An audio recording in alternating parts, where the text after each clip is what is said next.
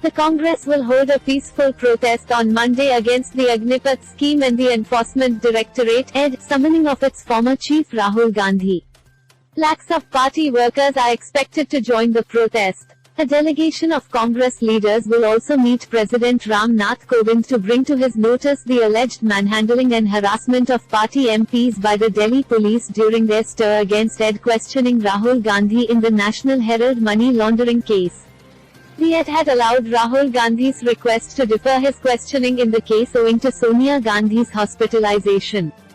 The interim Congress chief has been hospitalized due to COVID complications. Read, 3 days, 30 hours of questioning. What did ED ask Rahul Gandhi?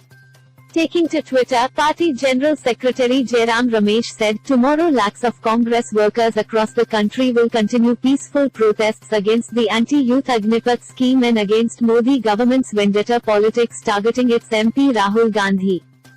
Senior Congress leaders, including Leader of Opposition in Rajya Sabha Mallikarjun Kharge, Party's Leader in Lok Sabha Adhir Ranjan Chaudhary, former Finance Minister P. Chidambaram, MP K.C. Venugopal, are set to meet President Kovind and apprise him about the unprovoked manhandling of party MPs.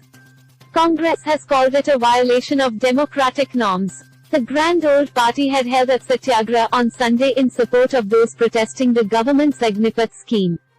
Earlier in the day, Rahul Gandhi had appealed to party leaders and workers not to celebrate his birthday. In a message to them, he had said Saturday night that the youngsters of the country were anguished and protesting on the streets and the Congress workers should stand with them. The ED probe pertains to alleged financial irregularities in Young Indian Private Limited, promoted by the Congress, that owns National Herald. The newspaper is published by Associated Journals Limited (AJL) and owned by Young Indian. Rahul Gandhi's mother and Congress interim president Sonia Gandhi, who is currently admitted to a hospital here due to COVID, has also been summoned by the agency for questioning in the case on June 23.